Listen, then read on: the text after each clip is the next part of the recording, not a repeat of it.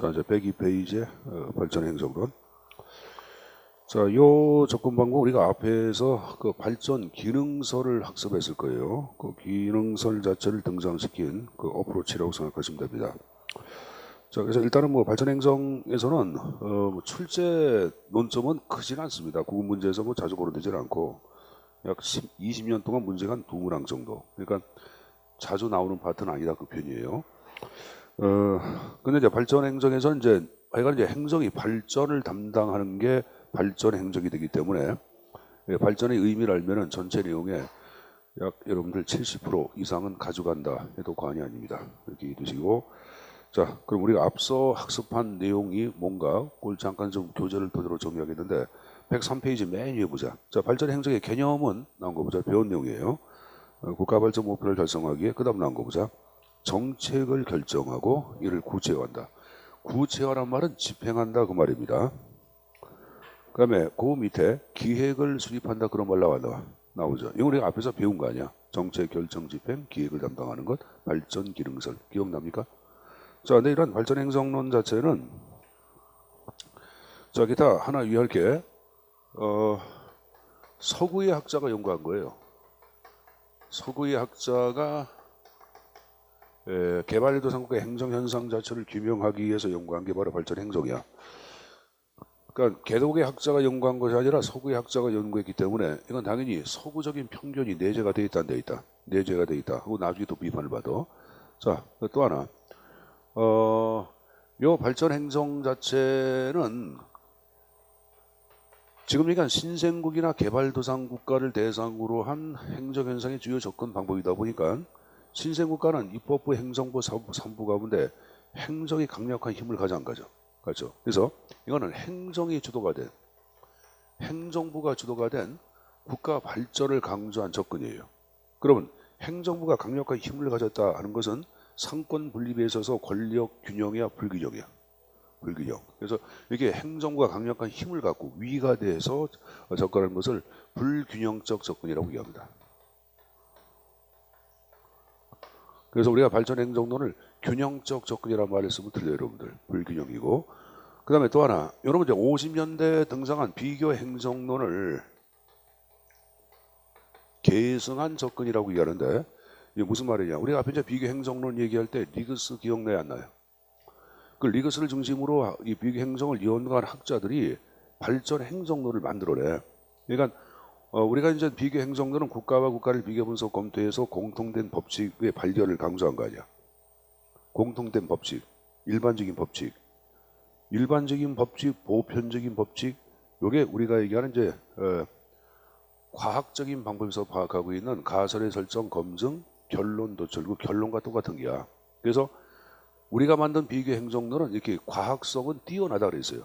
과학성은 뛰어나다. 근데 비교 행정론은 단순하게 신생국의 행정현상이 이러하다고 여러분들 그 얘기만 했을 뿐이지 신생국가의 문제점을 개선하는 방안은 제시해서 못했습니다.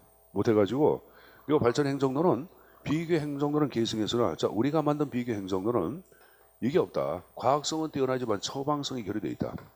그래서 이런 처방성 자체를 강조한 새로운 접근 방법으로 만들어진 것이 발전 행정론이라고 얘기합니다. 전적인 계승은 아니죠, 여러분들. 계승했다 그 말 맞지만 한편은 비판도 했다. 자, 그럼 여러분들 제가 발전 행정에서는 발전의 의미를 잘 알면 전체 내용에 여러분들 한 80%는 그대로 가져간다고 말씀드렸어요.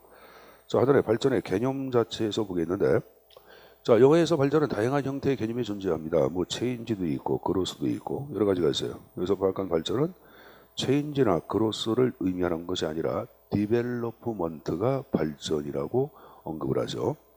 그럼 디벨로프먼트를 번역할 때는 발전이라고도 번역을 하고 개발로도 번역을 합니다. 그러니까 개발, 발전 다 같은 말이야. 자, 그럼 제일 먼저 나온 거 보자. 일단은 발전에서 파악한 변화 자체는 자연적인 변화가 아닙니다. 계획에 근거한 의도적인 변화를 강조하고 있다. 그래서 이번에 계획에 근거한 의도적 변화 나왔죠. 그래서 에스마는 이것을 플랜드 체인지, 계획된 변화라고 파악하고 있고 두 번째, 이때 발전은 단순한 양적인 팽창만을 의미하는 게 아닙니다. 질적인 변화까지 수반하는 것을 발전이라고 얘기합니다. 질적인 변화를 얘기할 때는 가치관, 태도의 발전 그런 걸 얘기합니다. 국가가 경제적으로 성장하는 것 자체만 얘기하는 것이 아니라 가치관, 태도도 여러분들 변화되는 발전. 그게 바로 질적인 변화라고 얘기하고. 그럼 왜 그래? 발전은 변화를 중시한다, 경시한다? 중시하겠죠. 그래서 변동을 유도하는 능력, 변화에 대응하는 능력을 또 발전이라고 언급을 하죠.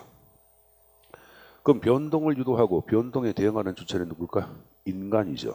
그럼 이때 인간은 수동적인 자세에 근거하여 변동에 대응하는 것이 아니라 능동적, 적극적으로 변화에 대응하고 변동을 유도하자고 얘기합니다.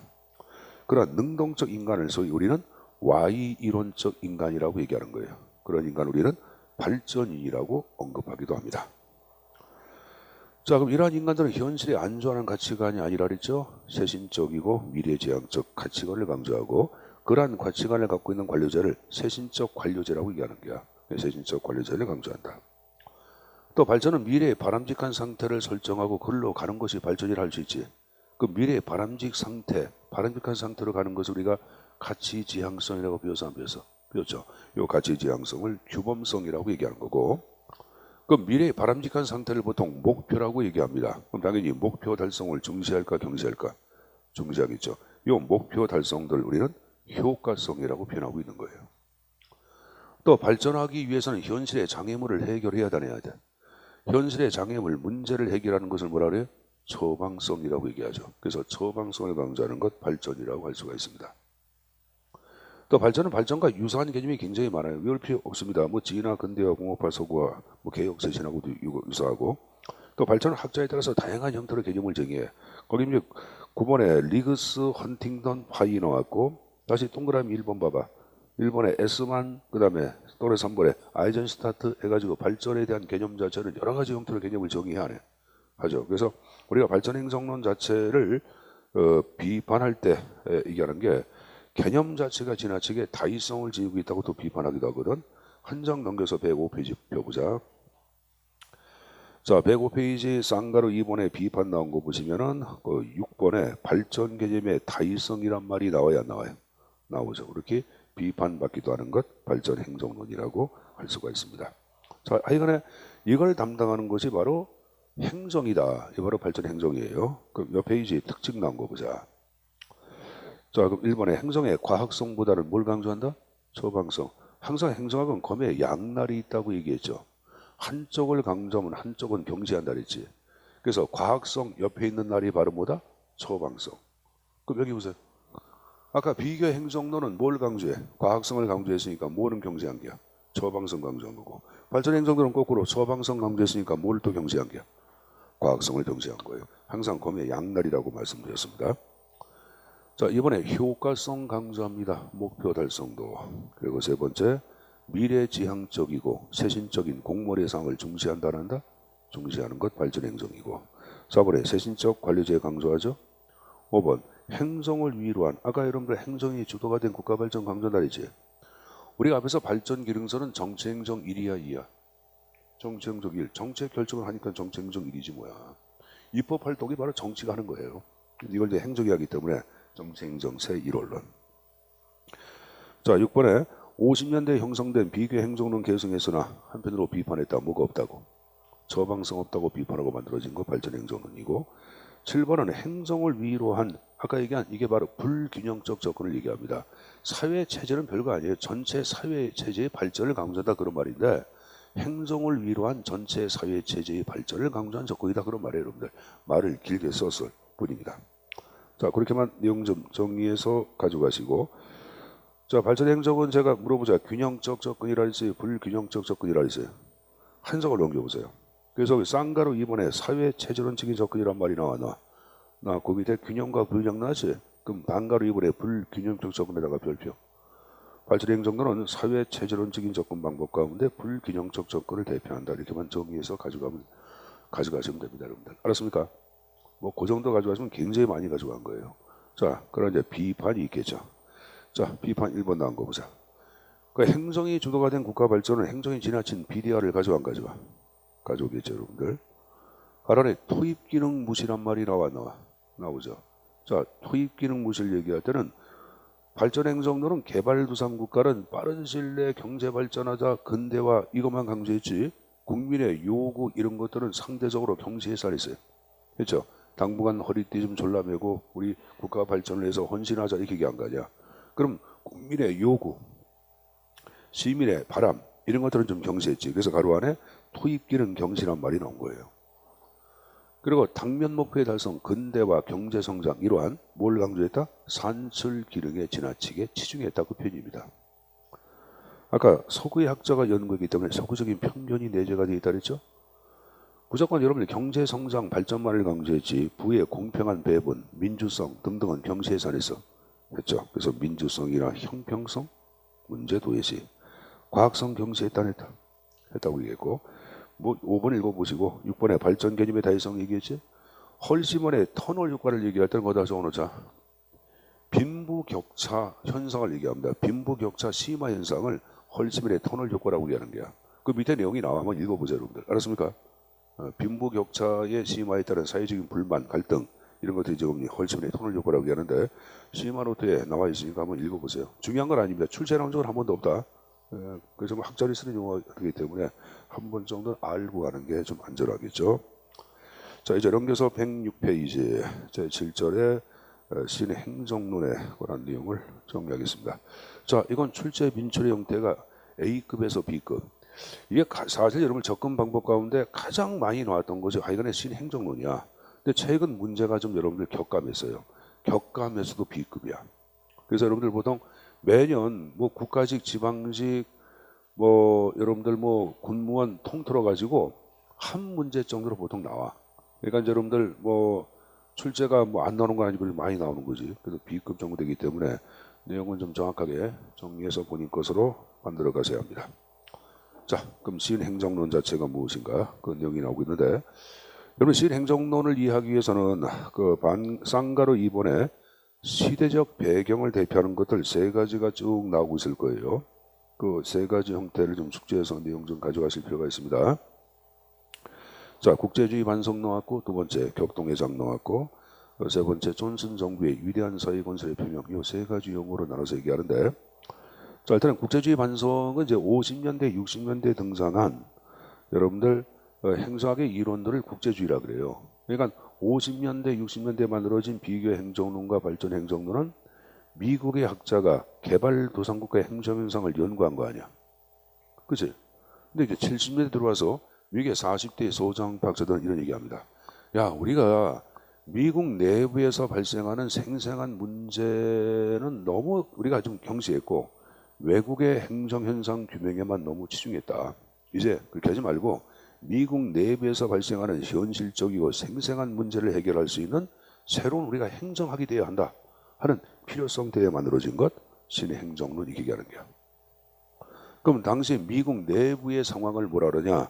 반가르 일본의 격동의 장이라고 얘기해요. 이 격동의 장 자체를 얘기할 때는 아주 변화무쌍한 환경을 얘기합니다. 그래서 환경적 변화가 변화무쌍하여 한치 앞의 미래도 예측할 수 없는 상황, 이게 바로 격동의 장이에요. 그럼 이러한 상황에서는 수많은 문제가 만들어지고 갈등이 노정이 될까 안 될까? 되겠죠. 수많은 문제나 갈등이 노정이 된다고.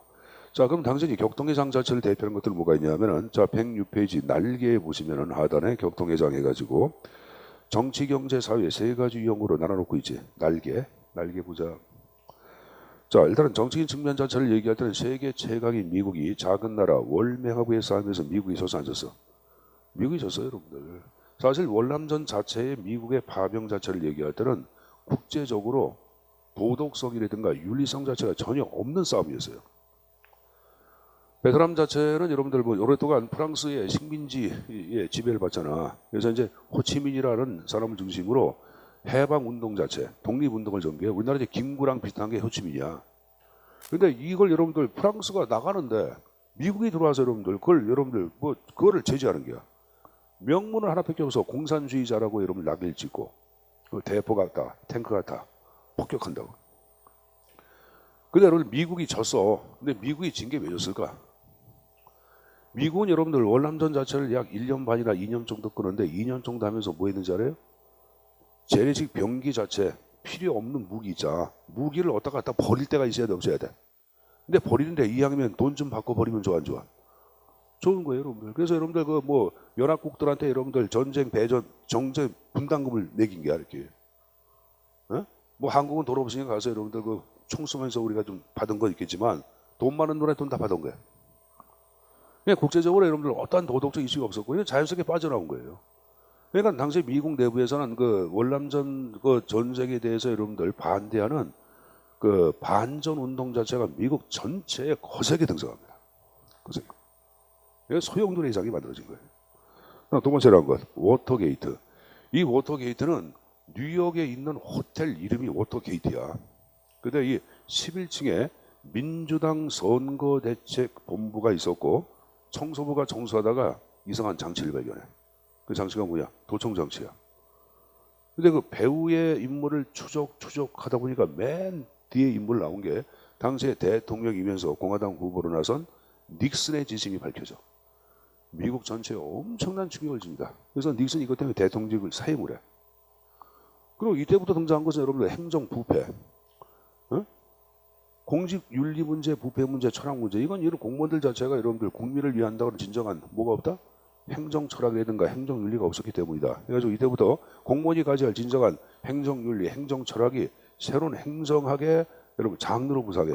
신행정론은 70년대 미국적 상황을 배경으로 등장한 새로운 장르 이론을 얘기하는 거예요. 새로운 장르 이론. 그걸 얘기하고. 자, 그 다음에 이제 그 나온 게 경제적인 측면을 얘기할 때는 스태그플레이션 나왔는데 스태그플레이션은 뭔지 알죠, 여러분들? 인플레가 발생하면 여기 보자. 아, 경기가 침체가 되면 여러분 물건이 팔려 안 팔려? 안 팔리니까 가격은 올라가 떨어지는데 이건 가격이 올라가 버리는 현상이야. 케인즈 경제학에서도 스태그플레이션이라는 단어가 존재하지 않았어요, 여러분들. 그냥 이것도 여러분들 전혀 예측하지 못한 격동이상으로 파악하는 거죠. 나중에 그 이유가 밝혀집니다. 70년대 들어와서 두 차례 뭐 석유 파동, 오일 쇼크. 그러면 모든 제품, 가공품 자체를 얘기할 때 2차 제품은 뭐가 전제가 돼? 석유가 전제가 되잖아. 그 석유가격이 올라갔으니까 물건이 안 팔리면 올라가는 거야. 나중에 밝혀져. 이게 또 뭐 격동의 상을 얘기하는 거고. 또 인종 간의 갈등이 첨예하게 여러분들 노정이 됩니다. 인종 간의 갈등. 그리고 행정학 정체성 위기가 고른되고 뭐 하여간에 수많은 격동의 장 자체가 발생하고 이 격동의 장 하에서 지금까지 행정학의 접근 방법들은 격동의 장 하의 문제를 해결할 능력이 없다고 비판을 해. 내가 앞에서 얘기한 국제주의 봐봐. 발전행정론과 신행정론은 미안합니다. 발전행정론과 비교행정론은 미국을 대상으로 한 게야. 궤도국이야. 궤도국. 그러니까 미국 문제 해결 못하잖아. 그리고 여러분 여기 보자. 1900년대에 만들어진 과학적 관리론과 인간관계론은 자 기업 내부 문제를 다루는 게야 환경 문제를 다루는 게야. 내부 문제야. 환경 문제는 다룰 수가 없어요. 자 그리고 행정 행태설. 행정 행태설은 제가 이렇게 해서 행정학의 이론적 범위 구축을 얘기한 거 아니야. 기억나요? 이론적 체계 구축 얘기했잖아. 그 행정학 자체의 범위를 어디까지 설정하고 이론적 체계를 구축할 거야. 이걸 얘기한 거지. 현실적인 문제 해결 이거 경시했어요. 이론을 어떻게 체계할 것인가 그것만 얘기한 거지. 특히 행태론이 엄청난 비판을 받아. 야 이게 행정학은 순수 과학이 아닌데 니들은 지금 뭐 하고 있는 거냐. 행태론을 신랄하게 비판합니다. 그리고 이제 만들어진 것이 신행정론이라는 새로운 장르가 탄생하는데 여기 보자. 신행정론은 그럼 여기 보세요. 흑인 간의 인종 간의 갈등도 점역에 대립되고 여러분들 빈부격차 심화되고 그럼 이 신행정론은 미국 사회 문제점 자체를 지적한 게야. 자본주의 천국, 부의 천국 미국 자체가 이건 나라가 이상한 나라 아니야. 흑인도 못 살고 없는 다수가 못 사는 사회니까 이거 올바른 사회야, 잘못된 사회야.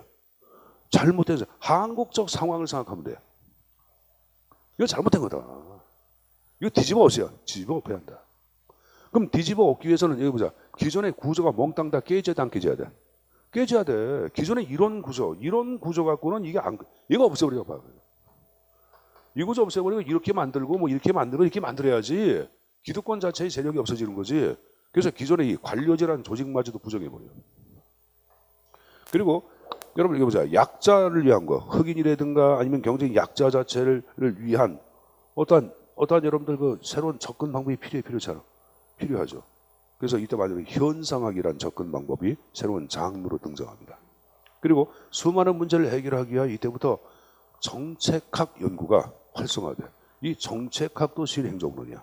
그러니까 현상학, 정책학, 행정철학, 행정윤리 이거 다 새로운 장래 이론 신행정론에 들어가는 거예요, 여러분들. 예. 그래서 반가로 선발에 여러분들 나온 게 이제 존슨 정부의 위대한 사회 건설의 표명이란 말이 나오죠. 자, 그 들어보자. 63년도 11월 20일 날 JF 케네디가 오스왈드가 쏘는 총을 맞고 세상을 떠나잖아. 근데 그 당시에 이 케네디 나이가 48세야. 48세면 젊어 안 젊어? 아버님 연세 어떻게 되세요? 60? 막내? 셋째 또 있어? 아들 낳으시라고 계속 고? 넷째가 아들? 그래. 성공하셨네. 아버님 연세 어떻게 되세요? 50세. 봐봐. 여기, 그게 맞는 게야. 약간 늦은 거지. 그래요. 그때 약간 그때 노총각. 약간 노총각. 선생님 보세요, 여러분들. 자, 어쨌든 간에, 선생님보다 형님이네. 여기 보세요. 여러분들 여기 보자. 내가 그 얘기 좀 왜 하냐. 48세면 젊어 안 젊어? 지금 아버님이 굉장히 젊어 보이지? 안 젊어 왜? 아버님 늙었어? 젊어 보이지? 선생님은 큰아들하고, 선생님 아들들하고 술을 자주 먹는데, 일주일에 한 번은 꼭 먹으니까 많이 먹는 편이지. 근데 이놈들은 요새는 뭐냐면 내가 이제 나가려고 그러면 딱 술 먹는 거 알고 따라 나오려고 그래. 빈대 붙으려고. 아버지하고 먹으면은 뭐든지 지들이 원하는 대로 해주니까 빈대 붙어서 물론 나도 애들 끄집어가지고 마누라가 반대하는 술을 먹는 거죠. 우리 애들도 일주일에 한 번씩 목을 쉬게 해야 돼가지고 내리고 나서 그러는데. 여기 보세요. 자, 그게 중요한 게 아니라 48세면 굉장히 젊은 나이고 제프 케네디 같은 경우에는 여러분 인물도 훈남아니야. 잘생겼잖아. 그러면 48세 젊은 나이에 훈남이 세상을 떠나다 보니까 케네디 같은 경우는 전체 미국 국민들한테 아주 신비스러운 인물로 각인이 돼. 근데 당시에 부통령 존슨 이제 정권을 이용받은 거 아니야. 이제 자기가 대통령이 된 거야, 여러분들. 근데 케네디가 너무 여러분들 미국 국민들한테 너무 이상한 신비주의의 인물로 부각되다 보니까 자신의 정책인 어떤 입지가 설정이 어렵지. 그래서 케네디하고는 좀 차별화된 자신의 정치적인 노선이 필요해. 그래서 케네디 정책을 분석을 합니다. 분석하니까 케네디는 미국의 중산층, 이게 중산층은 흑인일까 백인일까? 백인이죠. 그들의 경제적인 안정, 여기에 초점을 둔 정책이라는 사실을 알게 돼. 그래서 이건 보다는 미국 전체 국민 가운데 약 60%는 누구냐? 유색인종, 소수민족 아니야. 그래서 그들의 표를 겨냥한 정부 노선을 제시합니다. 이게 바로 그레이트 소사이어티, 위대한 사회 건설이야. 이제 흑백이 함께 잘 사는 나라를 만들자. 그게 위대한 미국이라고 파악하는 거야. 소수민족도 함께 잘 사는 나라를 건설하자. 그럼 이제 바로 뭐냐? 음지에 있던 흑인이나 유색인종, 소수민족이 새로운 행정의 고객으로 부상을 해야 해. 고객으로 부상한다고. 그래서 그들을 위한 정부 역할을 강조한 새로운 장르로 등장하는데 바로 신행정론이에요. 그럼 신행정론은 여기 보자. 내부에 있는 대통령한테 충성하는 게 바깥에 있는 뭐 고객 없는 자를 위한 여러분들 공무원의 역할을 강조해. 그렇죠. 이런 걸 보통 뭐라냐? 외부 지향성이라 그래. 뭐란다? 외부 지향성, 고객 지향성, 멍탕다 같은 말입니다. 그 외부 지향, 고객 지향 행정을 강조하는 새로운 이론, 바로 신행정론으로 탄생을 하게 되는 거예요, 여러분들. 알았습니까? 그렇게 내용들 정리해서 가져가시고. 자, 그럼 이에 근거하여 107페이지 맨 위에 1968년도 미국 시라쿠스 대학 내에서 미노 블루케이가 열리고 그 미노 블루케이를 이끌어갔던 당시에 40대의 소장 박사들이 신행정론이라고 하는 새로운 여러분들 용어 자체를 제시해서 탄생을 합니다. 거기 뭐 왈도, 프레드릭슨 여러 사람 나왔는데 그냥 왈도만 좀, 왜 왈도 기억나죠? 지적마비 기억나지? 그 얘기한 사람이니까. 자, 그거 봤으면 이제 그 밑에 주요 내용을 또 정리를 해보자. 1번, 아까 여러분들 없는 약자를 위한 정부 역할을 강조했으니까 사회적 형평성이 새로운 행정의 가치로 구성을 해야 하죠. 그리고 당연히 여러분들 여기 보자. 공무원이 이제 능동적으로 적극적으로 약자 편에 서는 게야. 능동적으로 약자 편에. 공무원이. 그러니까 피동적으로 하지 말고 능동적으로 흑인을 위해서 또 경제 약자를 위해서 행동해야 한다. 이게 능동적 행정에 여러분들 추구란 말을 쓰고 있는 거예요. 자, 현재 보자. 실행정론은 행태론 아까 비판했다 안 했다? 했다. 행태론 여러분 현실 문제 해결에 초점을 둬서 행정학의 이론 범위 설정해서 체계화한 거야. 이론 범위 체계화 과학성이야. 그러니까 이거 잘못됐다. 이게 적실성이 없다고 파악하는 거야. 행정학은 현실 문제를 해결하는 그러한 적실성이 있어야 되는데 행태론은 그러한 것이 없어. 그럼 여기서 강조한 건 뭐야? 진짜 적실성 있는 현실 문제 자체와 관련하여 이를 해결할 수 있는 행정. 이게 적실성 있는 행정이란 말을 씁니다. 그래서 쌍가루 2번의 적실성. 이 적실성을 더 쉽게 얘기하면 여러분들 그냥 처방성이에요. 같은 말입니다. 그래서 쌍가루 3번에 문제지향 처방성 나왔어. 나왔고 그 다음에 쌍가루 4번 나온 거 봐. 행태론 지향이야 지향이야. 지향. 비판했다고 말이야. 그리고 옆에 규범주의를 다른 말로 가치주의라고도 얘기해. 가치주의. 자, 선생님 물어보자. 여기 보자. 행태로는 가치 중립이야, 가치 지향주의야. 행태로. 그냥 가치 중립이야, 가치주의야. 그럼 가치 중립, 가치 중립이야. 그러면 신행정론은 행태론 비판했으니까 가치 중립 비판했지. 가치 지향, 가치주의지. 가치 지향이 가치주의 같은 말이야. 거기 보세요. 자, 흑인들이 피켓 들고 백악관 앞에서 시위하고 있어. 왜 시위하고 있는지 그들의 배후의 의도, 목적, 동기가 중요한 게야? 시위 자체가 중요한 게야? 동기가 중요한 게야. 왜 시위하는 동기를 알아야지 그 문제를 해결할 수 있지. 그럼 의도 지향, 그걸 내가 가치 지향이라 했어요? 사실주의라 했어요? 지향. 그 가치 지향이 규범주의야. 그걸 강조하고 있다고 표현해요. 쌍가루 5번에 고객 중심 행정. 이게 여러분들 외부 지향성. 됐습니까? 그거 좀 숙제서 가지고 가시고. 여러분, 그러니까 시행정론을 이겨보자. 시행정론은 내부에 대한 충성을 중시했다 그러면 뭐가 돼? X가 돼. 선생님 보세요. 시행정론은 내부 지향 OX. X야 X. 뭐 상관 명리의 복종 그런 거 아니에요, 여러분들. 알았습니까? 여기 보세요. 그러면 시행정론은 자 내부 지향이 아니라 그랬지. 내부 지향을 다른 말로 조직 목표의 내면화라고도 얘기해. 조직 목표의 내면화. 그것도 내부 지향이야. 그러니까 만약에 신행정론에다가 조직 목표의 내면화 그러면 O가 돼, X가 돼? X가 되는 거예요. 조직 목표의 내면화 이런 말을 안 씁니다.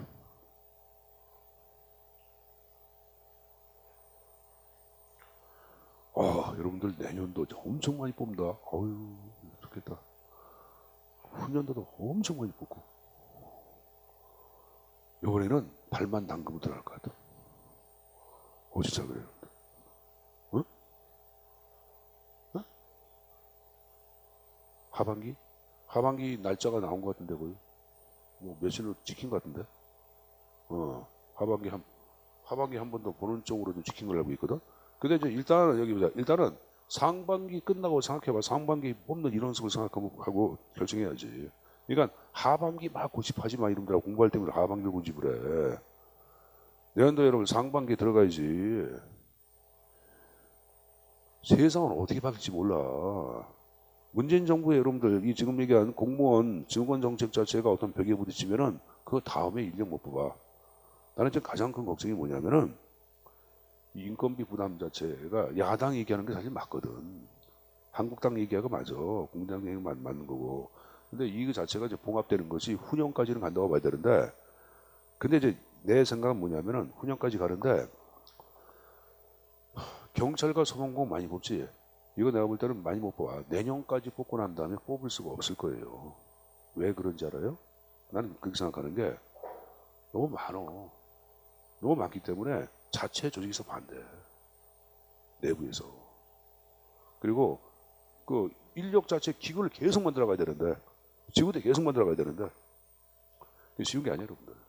그러면 인력 자체 청년 실업 문제 해결을 위해서 정부가 취할 수 있는 것은 바로 뭐냐? 그럼 거꾸로 가는 거야. 어디로 가는 거야? 이제는 생활안전 분야의 공무원보다는 일반 행정 분야 공무원을 많이 뽑을 수밖에 없겠지.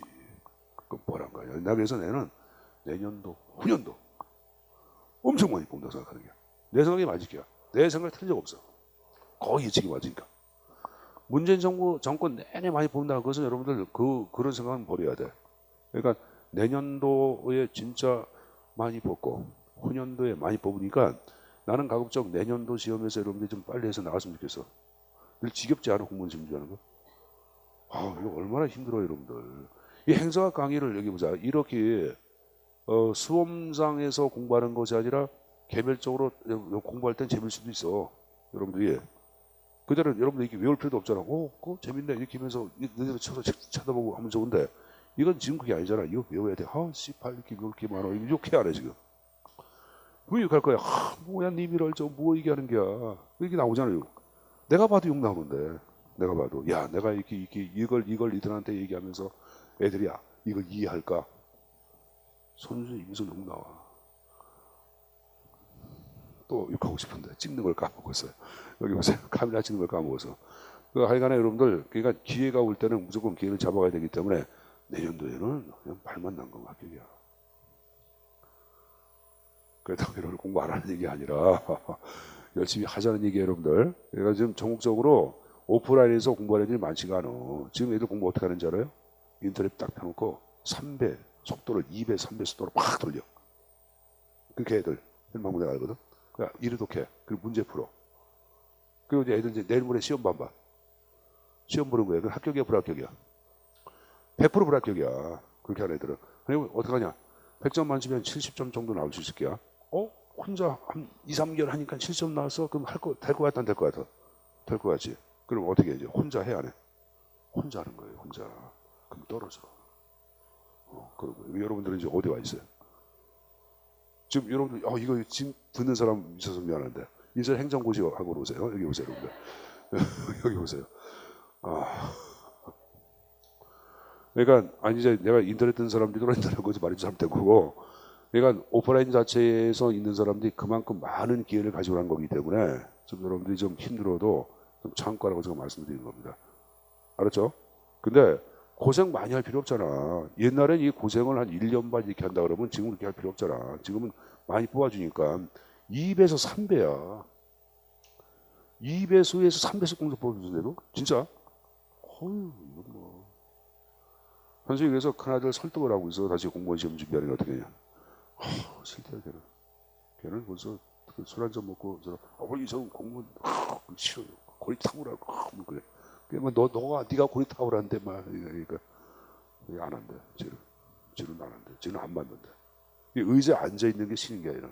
근데 너 의자에 잘 앉아 있다니까 이러다 의자에 앉아가지고 너 게임 잘하던데 내가 그랬거든, 여러분들. 그 지금 시뮬레이션 게임 하는 거 있잖아. 무슨 뭐 그런 건 잘해. 3시간, 4시간, 5시간씩 하고 막 그러더라고. 자, 내가 여러분들 열심히 하라고 말씀드린 거고. 자, 쌍가로본의 고객 중심의 행정 외부지향 얘기했고. 자, 한정을 넘겨보자. 자, 쌍가루 6번 나온 거 보세요. 반계층제적 입장과 새로운 조직 형태의 모색이란 말이 나오죠. 자, 아까 이런 얘기했죠. 이 조직은 아까 여기 보자. 아까 요 조직은 끝장 났다고 계산했어요. 이게 갖다 버리자 그랬잖아요, 이거. 이 조직은 내부에 대한 충성만을 얘기했지 진정한 바깥에 있는 고객 중심의 행정이 안 되는 거야. 이 조직은 변호도 안 되고. 그래서 요 조직을 이렇게 만들어진 거야. 뭐 역삼각형으로 만들기도 하고 네모나게 만들기도 하고 뭐 이렇게도 만들기도 하고 이런 것들이 바로 뭐냐면 그런 구조가 가만히 있는 게 막 움직여. 움직이는 구조. 그래서 구조적 동태성, 움직인다 그런 말이에요. 이걸 나중에 배우죠. 이것을 유기적 구조라고 그래. 무슨 구조? 구조. 나중에 배울 거예요, 여러분들. 그러한 조직의 형태, 모식을 강조한 것, 신행정론입니다. 거기 여러분들 그 네 번째 뭐 프로젝트, 팀, 매트릭스 몽땅 다 지금 얘기한 유기적 구조를 얘기하는 거예요. 나중에 학습을 합니다. 자, 근데 이러한 신행정론 자체를 얘기할 때는 아까 교재에 중요한 게 빠졌네. 이게 빠졌지? 거기 여러분들 그 쌍가루 7번 적어보자. 쌍가루 7번.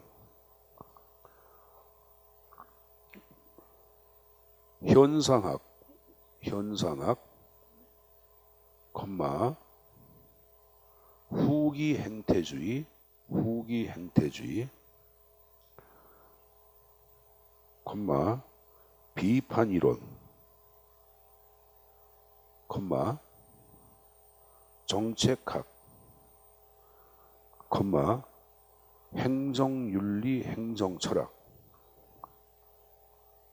등을 일컬어서 신행정론이라 칭한. 이러한 것을 일컬어서 뭐라 한다? 신행정론이라고 칭한다. 나오긴 나왔네. 괜히 적었다. 미안합니다. 106페이지 봐봐. 106페이지. 아이고. 자, 맨 위에 의의 신행정론은 행태론과 실증주에 대한 비판으로 등장한 가치지향적 행정이론으로 거기 후기 행태주의, 정책학, 현상학, 비판 이론 등을 부합하는 새로운 행정의 장르로 성장한 이론이 나오지 않았어. 106페이지 맨 위에. 맨 위에 여러분들 세 번째 줄. 후기 행태주의, 정책학, 현상학, 비판 이론 나왔어 안 나왔어? 나왔어. 이걸 묶어서 신행정론이라고 하는 거야. 자, 후기 행태주의는 여기 보자. 선생님 보세요. 우리가 행태론 자체를 얘기할 때는 행정학에서 등장한 여러분들 이론이 아니에요. 사회과학에서 다 행태론이 등장을 해. 특히 정치학에서도 40년대 중반 50년대 행태론 자체가 등장을 하거든. 근데 이제 이 정치학에서 여러분들 그 행태론 자체를 혹독히 비판한 이론이 바로 후기 행태주의야. 그래서 이 후기 행태주의 이론 자체가 학문적 공간을 이동돼 가지고 행정 현상에 접목된 이론이 바로 신행정론이에요. 그럼 이 말은 뭐냐면은 후기 행태주의 이론을 만약에 물어보잖아. 그러면 신행정론과 똑같아. 우리가 신행정론 배운 거 있지. 이 배운 내용이 바로 뭐냐? 행태론의 이론이야. 후기 행태주의 이론이야. 이것이 그대로 어디로 넘어왔다? 행정학으로 학문적 공간 이렇게 이동돼 가지고 접목된 게 신행정론이에요. 그러면 이 말은 여기 보자. 신행정론은 정치행정 1이야, 정치행정 2야. 정치행정 1이지. 왜? 정치학의 이론 자체가 그대로 여러분 공간, 학문적 공간을 이동해서 행정현상에 접목된 게 바로 신행정론이 되기 때문에 정치행정 1로 파악하는 거예요. 왈도 마리니 프레드에서 몽땅 다 정치학자야. 그러면서 행정학자고. 우리나라 국내 같은 경우는 여기 보자. 한국 정치학회, 행정학회 양쪽에 이중으로 가입한 학회원들이 굉장히 많아. 선생님 초기에 선생님도 한국 정치학회 회원이었어서 같이 했다고. 같이 하다가 선생님 뭐 행정학 박사지 뭐 정치학 쪽은 아니잖아. 그리고 이중 하니까 돈도 많이 내 안 내. 회비 내고 그리고 뭐 시간도 안 되고 그래서 한국 정치학회는 이제 빠졌거든요. 할 때 있는데 많은 분들이 지금도 양쪽에다 이렇게 걸어놓고 활동을 많이 하고 있어요, 여러분들. 하고 있는데 뭐 그래서 지금 얘기한 식으로 후기 행태주의에 관한 이론을 물어보면은 뭐란 같다? 신행정으로 같다고 생각하시면 됩니다. 자, 그리고 이제 거기 이제 현상학이란 말로 왔는데, 자, 109페이지. 자, 맨 위에 시마노테의 현상학적 방법론이라는 게 나오죠. 자, 그걸 좀 말씀을 드리겠는데,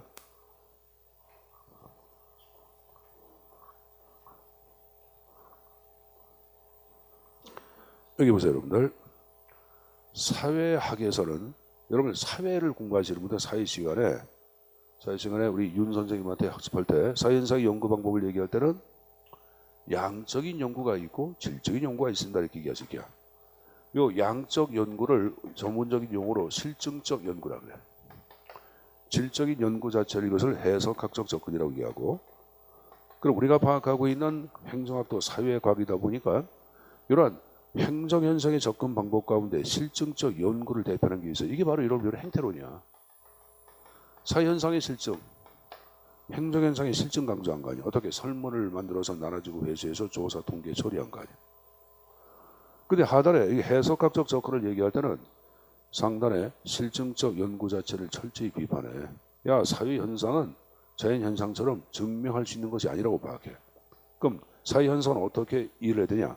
현상을 야기한 행위자의 의도, 목적, 동기가 있을까 없을까?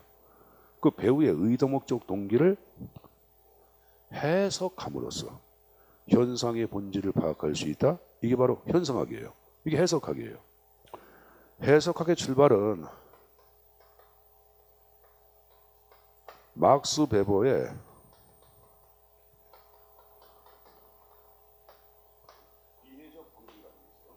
여기서부터 이론의 형태가 탄생을 해. 자, 베버는 이제 이해 형태를 두 가지 형태. 자, 설명적 이해하고 현실적 이해를 제쳐놓고 있는데, 현실적 이해는 뭐냐? 베버가 얘기한 거 그대로 말씀드리겠습니다. 나무꾼이 땀을 뻘뻘 흘리며 나무를 베고 있어. 그러면 외관을 보고 이해하는 거야. 땀을 뻘뻘 흘리면서 열심히 일하는구나. 이게 현실적 이해야. 근데 설명적 이해는 왜 나무꾼이 땀을 뻘뻘 흘리면서 여러분들 왜 열심히 일하는지 나무꾼의 배우의 의도, 목적, 동기를 이해하는 거야. 그러면 나무꾼의 배우의 의도 목적 동기를 이해하기 위해서는 내 마음을 나무꾼 마음속에 넣어봐야 되겠죠. 넣어봐야 되겠죠. 이 넣어보는 것을 막스 베버는 감정이입이라 그랬어요. 뭐라다? 감정이입. 이걸 통한 이해를 강조한 거야. 그래서 특히 요 감정이입을 통한 선형적 이해 바탕을 둬서 만들어진 것이 바로 현상학이야. 현상은 사현상 자체를 탐구할 때 현상을 이야기하는 행위자의 배우 의도 목적 동기 이해를 강조한 거고, 이를 위해서 감정이입하자 그러는데 이 감정이입을 뭐라 그러냐 현상에서는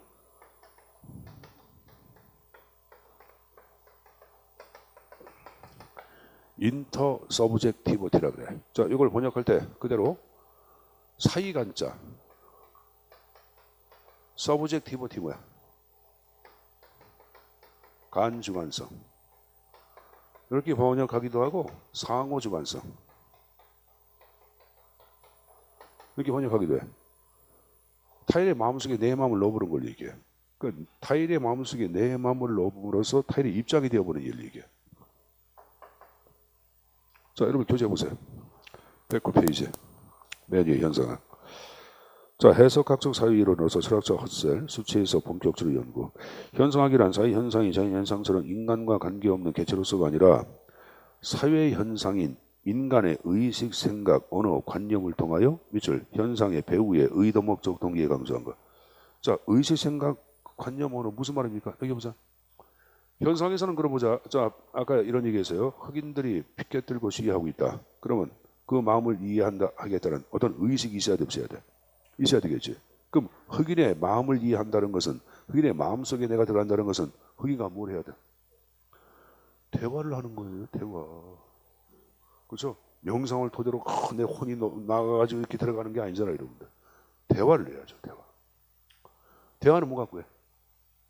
언어. 그럼 흑인의 마음에 해당되는 거, 관념 이런 것들을 이해할 수 있어 없어?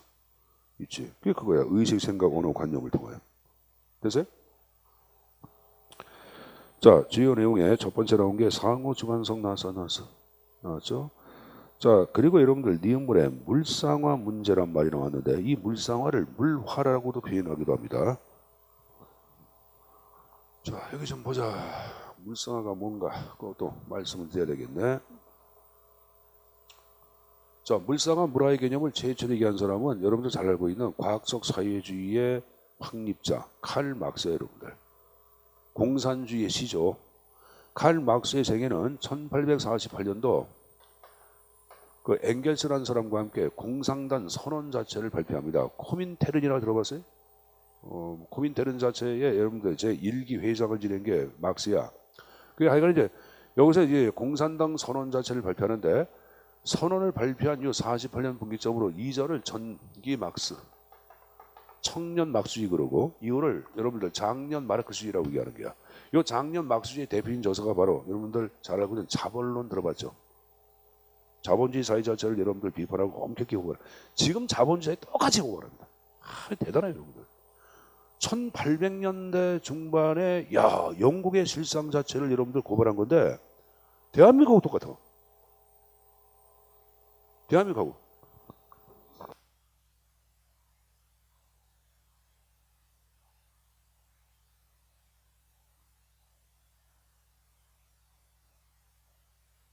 들어가자마자 뭐 했냐면은 데모를 하는데 구경하다가 붙들려가. 구경하는데 여기 구경하는데 곤봉으로 때리기 시작하는데 죽은 줄 알았어요. 용산 경찰서에 갖고 데려가서 그냥 오커로 밟고 줬으래 데모한 거. 그래서 데모 안 했습니다.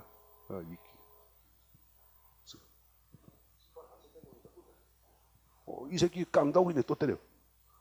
그래서 썼어. 더 이상 못 막혔어요.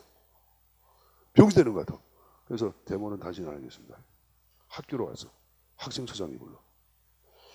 전에 대학교 1학년 친구가 어떻게 뭐 벌써부터 사회 현상 자체에 대한 반골 기질이 있나? 자네 좀 주의 있게 보겠네. 이렇게 얘기하는 협박을 해. 화장지가 나죠. 그래서 그 다음부터 왜냐면은 벽돌을 깨가지고 옥상에 올라가서 외로운 늑대처럼 돌을 던졌어요. 나는 반정부 시위한 게 아니라 내가 맞은 게 너무 억울해가지고 진짜 여러분들 그러니까 내가 이제 대못해마다 여러분 던지는 걸 보고 혼자 던지는 걸 보고 한 놈이 끝난 다음에 저 하면서 혹시 그 정치 체제에 대해서 굉장히 저랑 생각이 같은데 활동 좀 같이 할 수 있냐 그래가지고 뭐 그런데 뭐 학년을 보니까 1학년이니까 갑자기 1학년 내가 반말해야 되겠습니까? 그러더라고. 오빠가 3학년이야. 그래서 이제 하루 좀 나오래. 나갔지. 그러니까 거기 이상한 애들만 이제 이렇게. 그 이념 서클한 애들.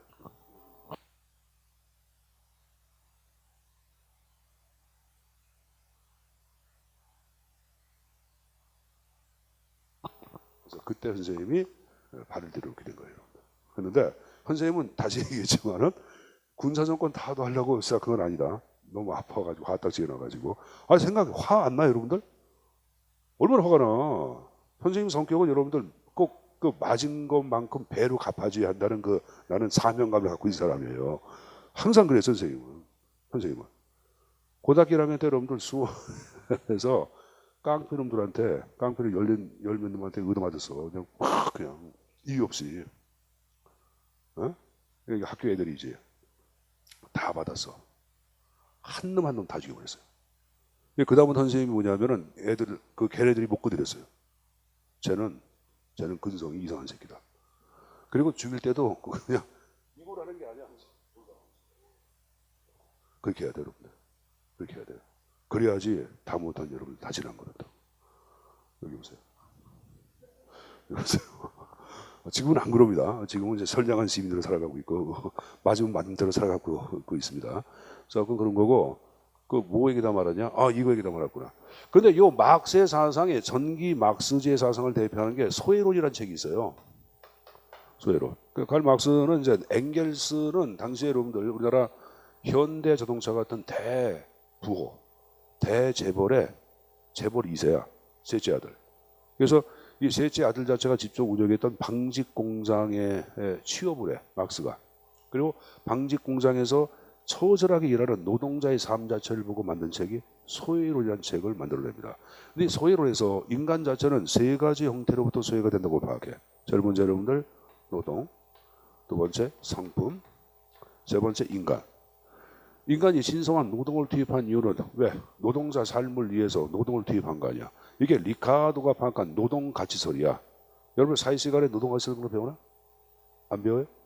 자, 근데 그 노동으로 소외가 돼. 왜? 노동 자체는 노동자의 삶을 위한 노동이 아니라 자본과 이익을 위한 노동으로 전락해야 하네. 그걸 노동으로부터의 소외라 그래. 자, 두 번째. 그래, 노동자가 여러분들 노동을 투입해서 상품을 만들어냈어. 그럼 그 상품은 누굴 위해서 사용돼야 돼? 노동자를 위해.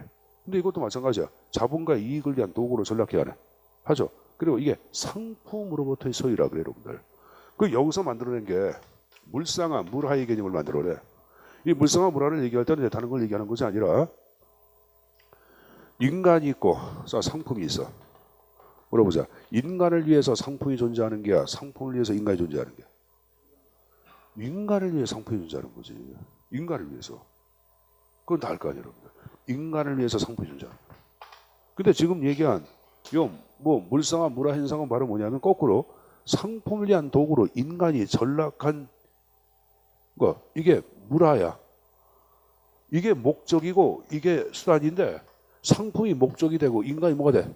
수단으로 전락해. 거꾸로 물화가 된 게야. 이걸 물화.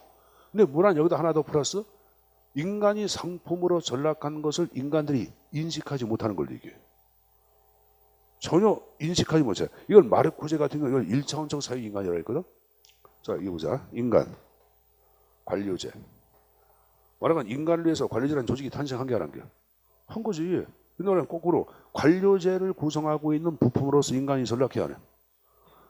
고대 계층제 조직 얘기하는 거 아니야. 기업체다 계층제 아니야. 여러분 아버님 기업 나가잖아. 그럼 사실 여러분들 기업이란 모든 기업은 인간을 위해서 기업이 만들어졌는데 거꾸로 올라는 뭐냐? 기업 자체의 도구로 인간이 전락을 해서 안 했어요.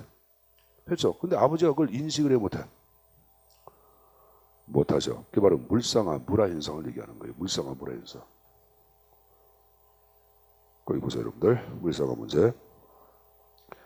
인간 활동의 소산을 상품이 마치 인간, 노동자를 위한 소산이 아닌 것처럼 이해하는 것이며 인간과 그 창조물, 상품과의 변증법적 관계가 아까 목적 수단이 바뀌어 안 바뀌어?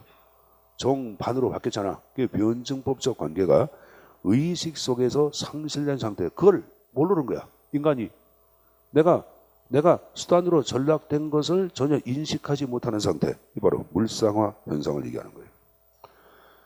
그래서 이 현상에서 이런 물상화 현상 자체에서부터 벗어나서 인간 본위의 삶을 강조한 것이 바로 현상학이에요. 그 현상학은 인본주의 시각에 대해 부대에서 돼 있는 거고. 그 다음에 이제 3번에 행위이론. 자, 행위이론 영어 나온 거 보세요. 영어로 나왔어요. 액션 디오리. 자, 액션 자체를 얘기할 때는 자, 지난번에 제가 자, 영어의 행동을 대표하는 것은 두 가지가 있다고 말씀드렸어요. 뭐하고 뭐가 있다 그랬죠? 그렇죠?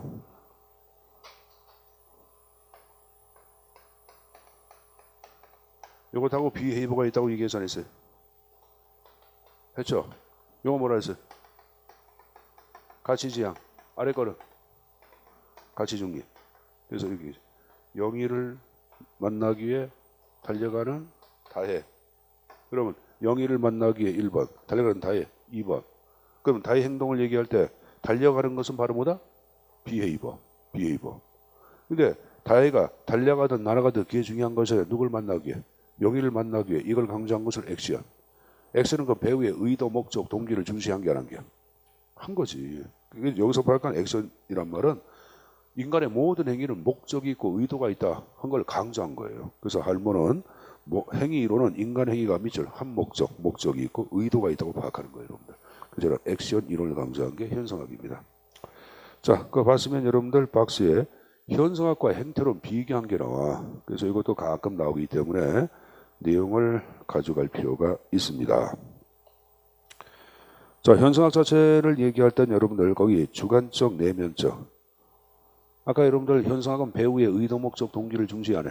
하죠. 그러니까 내면의 의도, 내면이야. 그럼 내면의 의도, 목적은 각 개인의 주관에 따라 달라져 안 달라져? 달라지지. 이쪽은 객관적이고 외면적 행태를 중시했다. 자, 현생 보세요. 현상학은 그럼 관료제를 위해서 인간이 있어야 돼? 인간을 위해서 관료제가 있어야 돼? 인간을 위하여 관료제. 그러니까 인간과 조직을 얘기할 때 인간을 위해서 조직은 존재하는 거예요. 조직은 이름에 불과한 게야. 인간을 위한. 이걸 조직은 이름에 불과하다 유명론. 그걸 사회유명론. 다른 말로 사회명목론이라고 그럽니다. 뭐란다? 사회유명론, 사회명목론이라고 얘기합니다. 그러면 사회 실제로는 꼭 그러죠. 사회가 중요한 게야, 인간이 중요한 게야. 사회가 중요한 거지. 자, 여기 보자. 하나 물어보자. 현상학 여기 보자. 행태로는 사회 현상도 자연현상처럼 증명할 수가 있다 없다. 다시 보자. 행태로는 사회 현상도 자연현상처럼 증명할 수가 있다. OX. 오. 그럼 인간을 어떻게 전체 사회 아니면 여러분들 자연을 구성하고 일부 해당하지 않는 거로 파악해. 자연의 일부로 파는 것처럼 사회 일부에 지나자는 게야. 인간을. 그럼 전체 사회를 위해서 인간 자체는 희생할 수 있다 없다? 있다고 파악하는 거예요. 현상학은. 자, 여러분들 100명의 학생들한테 100장의 설문집을 나눠주고 물어봤어요. 여러분들은 햇볕이 눈을 찔 때마다 눈을 깜빡거립니까? 100명 가운데 95명이 그렇다고 응답을 했어. 그럼 이때 응답한 사람은 여러분들 보자. 돈 많은 놈, 돈 없는 사람, 강한 사람, 약한 사람 똑같이 일로 안 봐. 한 사람에 처한 상황, 현실은 전혀 고려 안 해. 똑같이 111이야. 똑같이 111. 기계처럼. 그러면 자 95% 그럼 몇 명 남았어? 5명. 5명의 의견은 무시가 돼야 한다. 철저히 무시가 되는 거야. 행태론 자체를 얘기할 때는 소수의 의견 자체에 반영이 없어. 인간의 개성이나 특수한 상황 고려하는 게 없어요. 그래서 이 행태론 자체를 얘기할 때는 인간성 말살을 가져온다고 비판하는 사람도 있어요. 행태론은. 그래서 어쨌든 간에 인간 자체를 사회를 구성하고 있는 자연의 일부처럼 파악한다. 그래서 사회가 먼저다. 사회 실제론. 이쪽은 반실증주의, 이쪽은 실증주의. 자, 여기 보세요. 아까 여러분들 자 여기 보세요. 다혜가 공부를 열심히 해. 그럼 다혜가 왜 공부를 열심히 하는지 그걸 알고 있어는 내가 내 마음을 다혜의 마음속에 넣어봐야 되겠지. 그럼 누가 밀어서 하는 게 아니라 내가 자발적으로 마음속에 들어가는 거야. 자발적으로. 자발로. 자, 이쪽은 여기 선생님 보자. 햇볕이 눈을 찌를 때마다 눈을 깜빡거렸다. 눈을 찌를 때마다 눈을 깜빡거렸다. 깜빡거린 선행원이 있어 없어? 있죠. 뭐 햇볕 때문에. 어떤 현상이 발생했다. 반드시 선행 원인이 있다. 이걸 뭐라 한다? 결정론이라고 얘기하는 거야. 결정론. 이쪽은 개별적 사례나 문제를 중시하겠고, 이쪽은 여러분들 아까 뭐 햇볕이 눈을 찌를 때마다 눈을 깜빡거린다. 95% 일반 법칙을 발견해서 안 했어요. 그렇죠. 그래서 일반 법칙적 연구를 강조하고 있다. 그런 말을 쓰고 있는 거예요. 그래서 이 현상학도 자체만 갖고도 문제가 나오기 때문에 내용의 형태 숙지해서 가져가십시오. 알았습니까? 다른 것들은 보지 마시고 하여간에 아까 얘기한 비판이론, 현상학, 정책학, 행정철학, 행정윤리 이런 것들이 다 새로운 행정의 장르에 들어간다 안 들어간다? 들어간다까지 얘기를 했어요. 여러분들. 자, 과수 문제 108페이지에 자, 문제점을 또 정리를 하겠습니다. 어떤 문제가 있는지. 일단은 다원화된 선진사회를 설명하기엔 적합한 이론이라 할 수 있으나 빠른 시일 내에 여러분들 근대화를 추구해야 할 개발도상 국가에는 현실적 정의에 많은 결함이 내포되어 있다고 비판을 받고, 자, 두 번째, 지나치게 외부 지향성. 사실 이건 이렇게 생각해보자. 뭐 이건 이게 나을 거야. 신행정론은 관료제란 조직구조 이거 다 파자고 얘기 안 해. 하지. 그럼 기존 정부 조직구조를 부정한 게 안 한 게야? 한 거죠. 그럼 기존 정부 조직구조를 부정하다 보니까 무정부주의 경향을 띌 개연성이 커한 거. 거기 나온 게 여러분들 급진적 무정부주의로 변할 위험성이 있다. 그게 비판을 받는 거예요.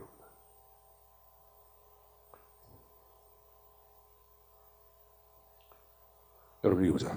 워낙은 시간이 없어서 이거 설명하기 어려운 그런데 비판이론 있죠? 비판이론. 아까 비판이론은 사회 현상 자체 얘기해 보자.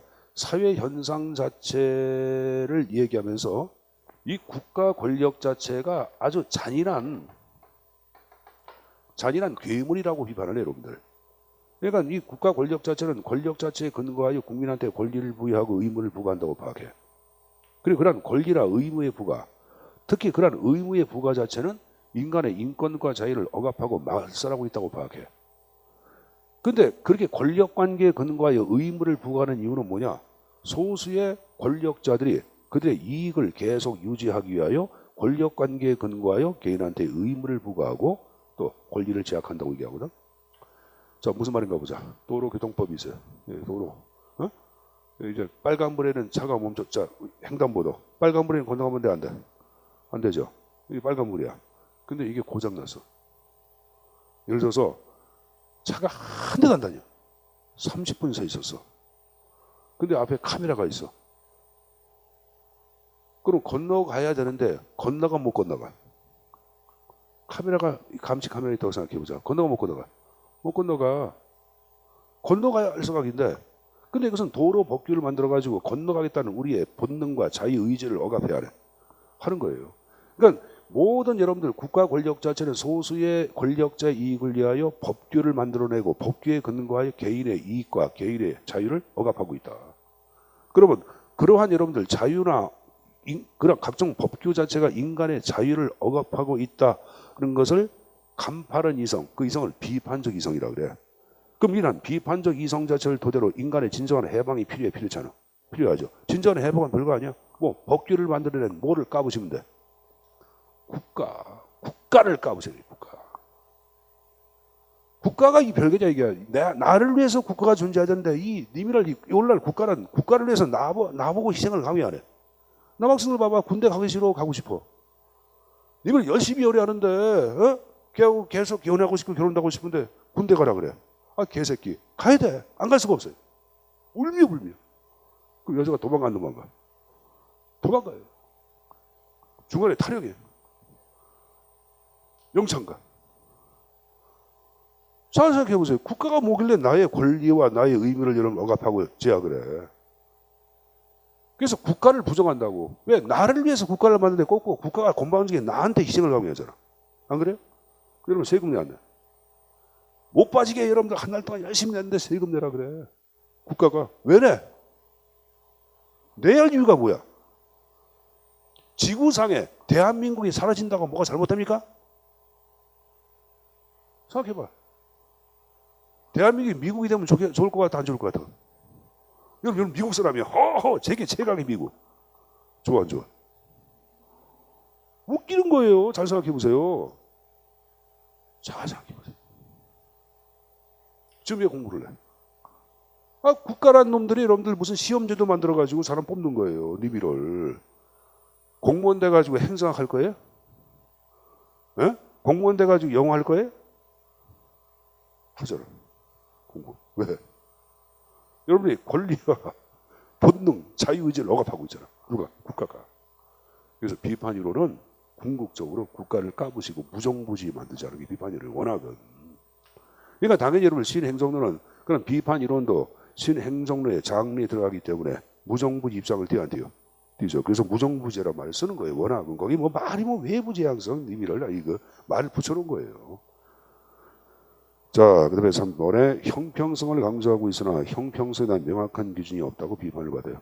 자, 여기 보자. 사회적 약자를 위한 여러분들 정부의 역할을 강조하죠. 근데 형평성이 되기 위해서는 약자가 누구인지 어떤 기준이 있어야 돼, 없어야 돼. 두 번째, 어떤 식으로 재화를 배분해야 할지 그것도 기준이 있어야 돼, 없어야 돼. 있어야 되지. 막연하게 형평성만을 강조하고 있지. 구체적인 형평에 관련된 기준 연구가 없다라고 비판을 받아요. 4번에 관료제도 여러분들 순기능이 있어 없어? 있죠. 지나치게 종업만을 낙관하고 있다고 비판을 받는 것 신행정론이라고 말합니다. 그래서 그렇게 내용 좀 숙지해서 가져가십시오. 알았습니까? 자, 여기까지 봤으니까 좀 쉬었다가 계속 진도 나갑시다. 쉬었다 하자.